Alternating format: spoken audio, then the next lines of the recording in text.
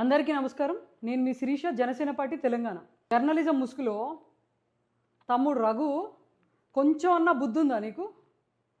నిన్న అధ్యక్షులు శ్రీ పవన్ కళ్యాణ్ గారి మీద మీరు జల్లాలనుకున్న విషయం, కొన్ని అసత్య నిరాధారమైన కొన్ని ప్రచారాలను నిన్న చేయడం జరిగింది. ఏంటంటే అధ్యక్షులు శ్రీ పవన్ కళ్యాణ్ గారు 2024 అఫిడవిట్లో ఆయన అసెట్స్లో ఒక అగ్రికల్చరల్ ల్యాండ్ ఇక్కడ మన శంకర్పల్లిలో ఉంది, జన్వాడలో.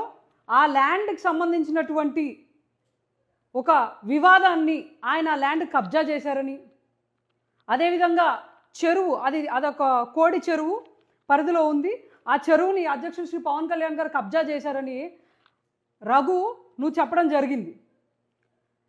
ఒక విషయం గుర్తుపెట్టుకో రఘు, నువ్వు ఏదైనా ఒక మాట మాట్లాడే ముందు నువ్వు చెప్పినావు కదా, ఆధారాలతో మాట్లాడుతున్నా అన్నావు కదా. నీకు కొంచెమైనా బుద్ధి జ్ఞానం ఉంటే రిజిస్టర్డ్ సేల్ డీడ్లు చేతిలో పట్టుకుంటావు, భూభారతిలోకి వెళ్ళి ల్యాండ్ క్లాసిఫికేషన్లు చెప్తావు, మళ్ళీ ఆ ల్యాండ్ ఆయన కబ్జా చేశాడంటావు, తెలంగాణ రక్తాన్ని ఆయన పీల్చుకున్నాడు తిన్నాడంటావు. అసలు ఏమన్నా అసలు నువ్వు చెప్పేదానికి నువ్వు మాట్లాడిన దానికి అంటే ఏం ప్రాజెక్ట్ చేయాలనుకుంటున్నావు నువ్వు బయట?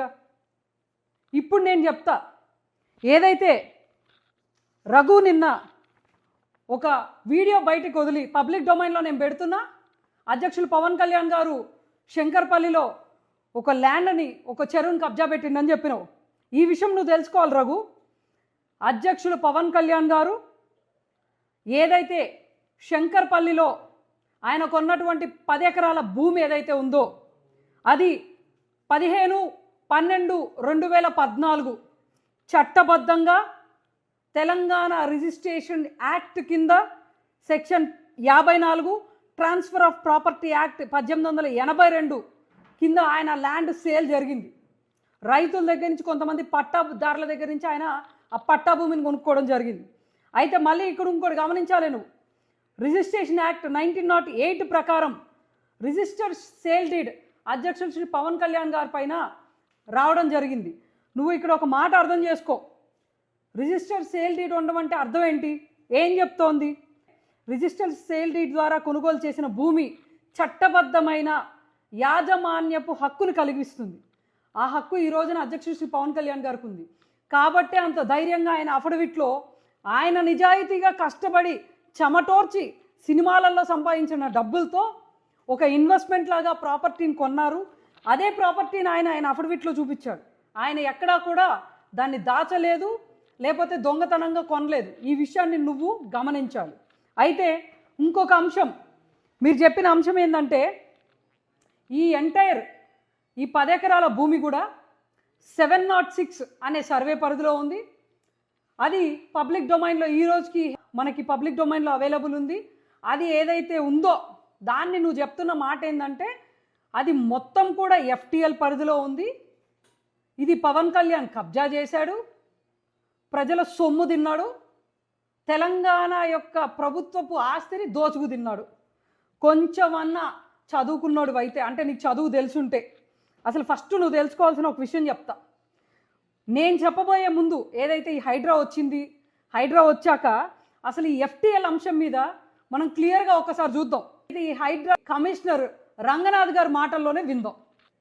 చెరువులో పట్టా ల్యాండ్ ఉంటుంది. పట్టా ల్యాండ్ ఉంటే కనుక అంటే చేసే టిపికల్ అంటే చేసేటటువంటి సిస్టమ్ ఎలా ఉంటుందంటే చెరువులో పట్టాలు ఇస్తారు. ఎందుకు ఇచ్చేవాళ్ళు పట్టాలు? చెరువులో నీళ్లు లేనప్పుడు డెడ్ స్టోరేజ్ అంటే శిఖం ల్యాండ్ అంటాం, అది తక్కువ ఉన్నప్పుడు అప్పుడు అక్కడ పట్టాలంటే మొత్తం నీళ్లు లేవు. ఆ టైంలో నేను వ్యవసాయం చేసుకోవచ్చు. Easement for agriculture, not for raising structures. చాలా స్పష్టంగా బిల్డింగ్ రూల్స్ లో ఉంటాయి అన్నమాట. సో వినాలి, కొంచెం జ్ఞానం పెంచుకో. ఎవరైతే హైడ్రా చట్టాన్ని తీసుకెళ్తున్నటువంటి, దానికి ప్రాతినిధ్యం వహిస్తున్నటువంటి ఒక కమిషనర్ నోట్తోనే అసలు పట్టా భూమి అంటే ఏంది, ఎఫ్టిఎల్ అంటే ఏంది అనేది చెప్పడం జరిగింది. సిక్కం భూములు అని చెప్పారు ఆయన క్లియర్గా. అయితే నువ్వే చూపించినావు. ఇది నీకు కొంచెమన్నా జ్ఞానం ఉంటే ఏదైతే భూభారతి సైట్లో ఆ సర్వే నెంబర్ మీద చాలా క్లియర్గా క్లాసిఫికేషన్ ఆఫ్ ల్యాండ్లో సిక్కం భూమి అని చెప్పడం జరిగింది. నీకు ఏమాత్రమన్నా కొంచెమన్నా సోయి ఉన్నా, తెలివితేటలున్నా, నువ్వు తెలుసుకోవాల్సిన విషయం ఏంటంటే, ఇప్పుడు నేను చెప్తా సిక్కం భూమి దేనికి వాడతారు. సిక్కం భూమి గురించి రూల్ బుక్లో, ప్రత్యేకించి రూల్ బుక్లో చట్టంలో ఏం చెప్పబడి ఉందో నేను చెప్తాను నీకు. సో ఫస్ట్ తెలుసుకుందాం, ఎఫ్టిఎల్ అంటే ఏంది, పూర్తి అర్థం ఏంటి? ఫుల్ ట్యాంక్ లెవెల్ అంటే ఒక చెరువు లేదా వనరు పూర్తిగా నిండినప్పుడు నీరు చేరే గరిష్ట స్థాయి మరియు దాని విస్తీర్ణాన్ని ఫుల్ ట్యాంక్ లెవెల్ అంటారు. అయితే నువ్వు తెలుసుకోవాల్సిన ముఖ్యమైన విషయం, బాగా ఇను, చెవు దగ్గర పెట్టుకుని ఇను ఈ విషయాన్ని. ఎఫ్టిఎల్లో ప్రైవేట్ ల్యాండ్ ఉండొచ్చా, ఈ విషయానికి వస్తే నువ్వు క్లియర్గా, ఇది చట్టంలో చెప్పబడింది, నా సొంత వాక్యాలు కాదు, నువ్వు వెళ్ళి కొంచెం చట్టం నేర్చుకుని వచ్చి మాట్లాడు. చారిత్రక కారణాలు, పాత పట్టాలు, పాత రెవెన్యూ రికార్డుల వల్ల కొన్ని ప్రైవేట్ పట్టా భూములు ఎఫ్టిఎల్ పరిధిలో ఉంటే మరియు ఉండే సందర్భాలు చాలా ఉన్నాయి. అయితే అసలు ఈ ఎఫ్టిఎల్ ఏం చెప్తోంది? ఎఫ్టిఎల్లో ప్రైవేట్ యాజమాన్యం ఉండొచ్చు, కానీ వారికి ఎటువంటి నిర్మాణ హక్కు లేదు అని చెప్తుంది. అంటే you cannot do any commercial constructions or residential constructions, ఒక లేఅవుట్ డెవలప్మెంట్స్ ఇలాంటివి చేయకూడదు అని చెప్తుంది. అంతే తప్ప ఎఫ్టిఎల్ పరిధిలో ఉంటే పట్టాదారు భూమి నేను కొనుక్కుంటే సికం కింద ఆ భూమి నీకు చెందదు, నువ్వు కబ్జా చేసావని ఎక్కడ చెప్పలా, కొంచెం తెలుసుకో. ఇంకోటి, ఇదే ఎఫ్టిఎల్ రూల్ బుక్, ఇదే మనకి రూల్ బుక్ అసలు ఏం చెప్తుంది మనం చూస్తే, Telangana building rules 2012, GOMS 168, rule 3 sub class A sub class I ఏం చెప్తోంది? No building development activity shall be allowed in bed of water bodies and FTL area. మళ్ళీ చెప్తా, చదువుకోలే కదా నువ్వు, చెప్తా ఇను. దీని అర్థం ఏంటంటే ఎఫ్టిఎల్లో కొత్త నిర్మాణాలు, లేఅవుట్లు, కాలనీలు, డెవలప్మెంట్లు, కార్యకలాపాలు ఇటువంటివి చేయడానికి కుదరదు.